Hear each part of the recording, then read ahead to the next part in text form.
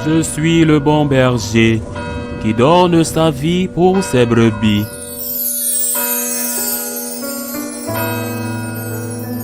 En ce temps-là, les disciples de Jean le Baptiste s'approchèrent de Jésus en disant: Pourquoi alors que nous et les pharisiens nous jeûnons, tes disciples ne jeûnent-ils pas? Jésus leur répondit: Les invités de la noce pourraient-ils donc être en deuil pendant le temps où l'époux est avec eux? Mais des jours viendront où l'époux leur sera enlevé, alors ils jeûneront. Et personne ne pose une pièce d'étoffe neuve sur un vieux vêtement, car le morceau ajouté tire sur le vêtement et la déchirure s'agrandit.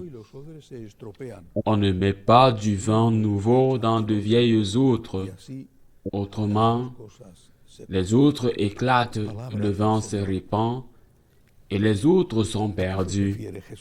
Mais on met le vin nouveau dans les outres neuves et le tout se conserve. Acclamons la parole de Dieu. À quoi Jésus fait-il référence? Il commence l'évangile aujourd'hui par cette question qu'il lui pose ses ennemis traditionnels. Pourquoi tes apôtres ne jeûnent-ils pas? Et jeûnaient eux aussi, peut-être auraient-ils pu jeûner davantage. Et Jésus leur dit: Vous êtes avec l'époux, l'heure viendra où l'époux vous sera enlevé. Nous les catholiques, nous jeûnons aussi honnêtement très peu, mais enfin, quelque chose, mais très peu. Il n'y a que 2 jours de jeûne par an, le mercredi des cendres et le vendredi saint. Et pour certains, cela ne leur coûte pas grand-chose. Et le médecin leur dit qu'ils doivent jeûner pour prendre du poids. Et ils le font. Si l'Église leur dit, et le médecin leur demande de jeûner pour perdre du poids, et ils le font. Si l'Église leur dit qu'ils doivent rejoindre le Christ dans ses souffrances sur la croix, 2 jours par an, et un jeûne très léger, cela leur coûte beaucoup. Mais quelle est la substance de cet évangile? Le fond de cet évangile est ce que nous lisons à la fin. Le vin nouveau dans des outres neuves. Quel est ce vin nouveau? Quel était le vin ancien?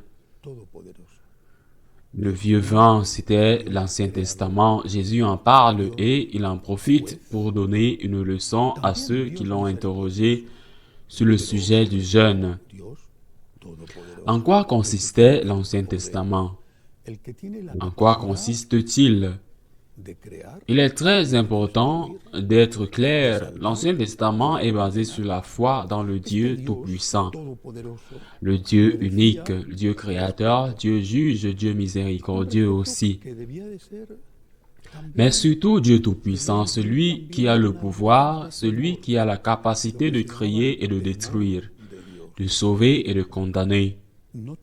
Ce Dieu Tout-Puissant méritait le respect, un respect qui devait être aussi, qui devait inclure aussi quelques gouttes de crainte, ce qu'on appelle la crainte de Dieu. Pas la terreur. La terreur, c'est ce que les dieux des peuples voisins inspiraient, la crainte, c'est-à-dire le respect. Cela ne veut pas dire que les Juifs n'aimaient pas Dieu, mais ils le respectaient avant tout. Qu'est-ce que Jésus change? Quel est le vin nouveau? Le vin nouveau, c'est qu'il nous dit que tout cela est vrai, mais qu'il manque quelque chose. Dieu est certes le Créateur, le Tout-Puissant, le Juge. Et Jésus ajoute, il est le Père, le Père, le Père de miséricorde. Et c'est pourquoi la prière que Jésus nous apprend à faire commence ainsi, Notre Père, et ajoute des choses comme que ta volonté soit faite sur la terre comme aux cieux. Qu'est-ce que Jésus nous apprend? Qu'il faut unir l'amour et le respect.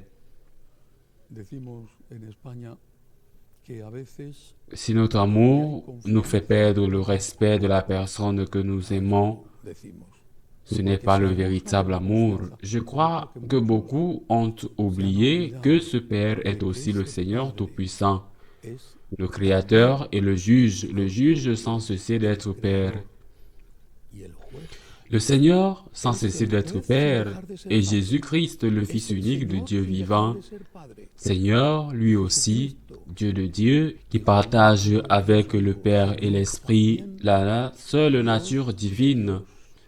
Jésus-Christ est votre frère, mais en même temps, il est votre Seigneur.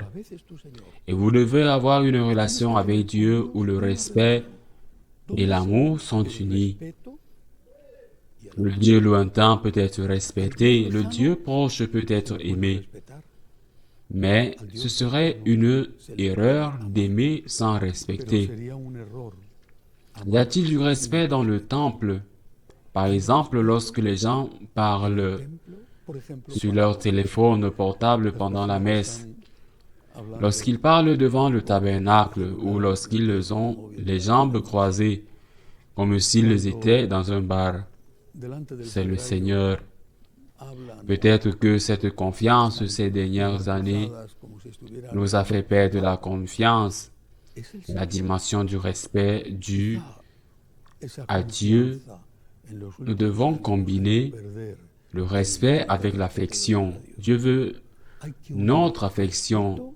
Il a droit à notre amour. Mais nous ne pouvons pas lui manquer de respect.